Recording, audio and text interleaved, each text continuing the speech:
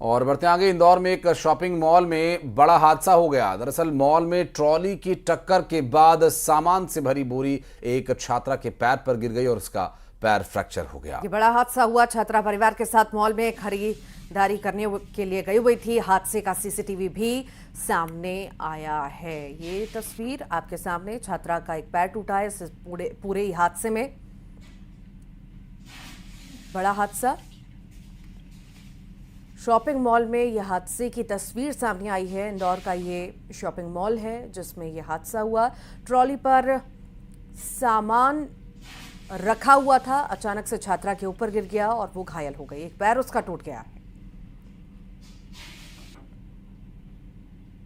और तस्वीर में दिखाई दे रहा है एक शख्स उसे हल्का सा धक्का देता है जो वहां पर भारी भरकम सामान रखा हुआ है बोरियों में भरा, और इसके चलते वो दूसरी तरफ गिर जाता है जिससे छात्रा के पैर में फ्रैक्चर हो गया।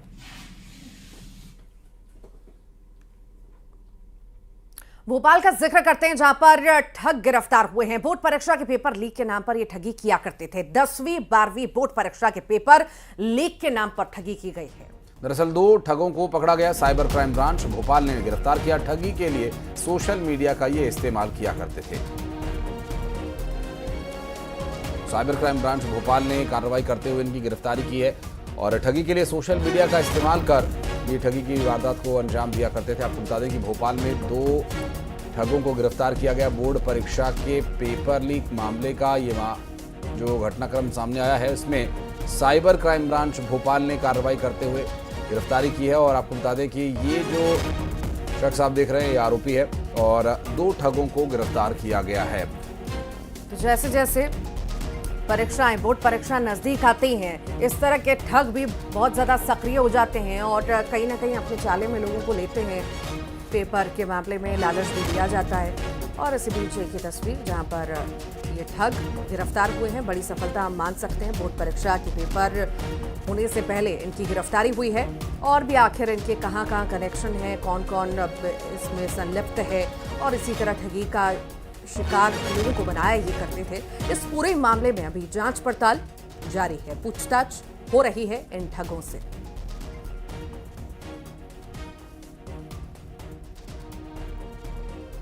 10वीं और 12वीं की परीक्षा के पेपर लीक मामले में इन्हें गिरफ्तार किया गया है।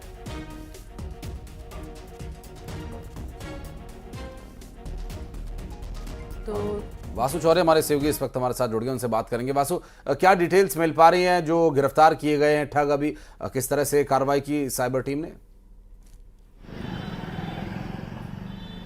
निश्चित तौर पर देखिए, लगातार ऐसे मामले सामने आते रहे हैं जहां जालसाज हों, ठग हों, वो अलग अलग तरीकों से, अलग अलग पैतरों से आम लोगों को, भोले भाले सीधे साधे लोगों को ठगने का काम करते हैं, उनको चूना लगा देते हैं। कभी साइबर फ्रॉड्स की घटनाएं होती हैं तो कभी लूटपाट जैसी जो घटनाएं वो सामने आती हैं। लेकिन अब इन ठगों ने बच्चों को भी नहीं छोड़ा है। जो 10वीं 12वीं के स्टूडेंट्स हैं उनको ठगने की ये जालसाजी का काम करते थे और 10वीं 12वीं परीक्षाओं के पेपर उपलब्ध कराने के नाम पर ठगी करते थे। माध्यमिक शिक्षा मंडल, एजुकेशन डिपार्टमेंट, एजुकेशन बोर्ड के लोगों का इस्तेमाल करके अलग अलग व्हाट्सएप ग्रुप, टेलीग्राम ग्रुप, इस तरीके के ग्रुप्स क्रिएट करते थे। उनमें स्टूडेंट्स को जोड़ने का काम जो है वो किया जाता था और फिर उन्हें पेपर देने के नाम पर उन्हें ये दावा किया जाता था कि हम आपको ये पेपर उपलब्ध करा रहे हैं, इसकी इतनी कॉस्ट है और एग्जाम में हूबहू यही पेपर आएगा। इस तरीके के झांसे देकर इन बच्चों के साथ जो ठगी करने का काम है वो ये जालसाज किया करते थे। और एक्चुअल पेपर के नाम पे जो सैंपल पेपर्स जो बाजार में कहीं भी इजीली अवेलेबल होते हैं वो पेपर ये लोग टिका दिया करते थे। जब इस पूरी घटनाक्रम के बारे में पुलिस तक शिकायत पहुंची, पुलिस ने बड़े पैमाने पर जांच की और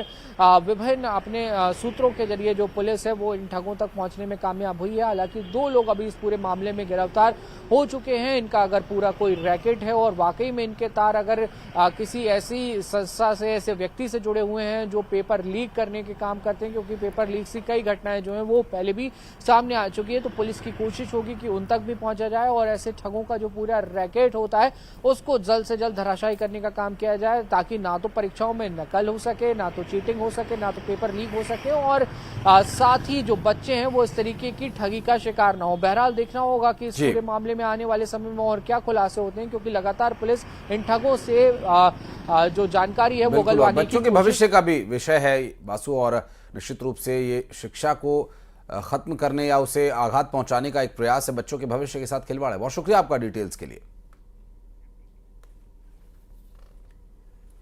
और अब आगे बढ़ेंगे और धार का जिक्र करेंगे, जहां पर कॉलेज छात्रा के अपहरण का पूरा ये मामला है। मुख्य आरोपी भारत गिरफ्तार हुआ है।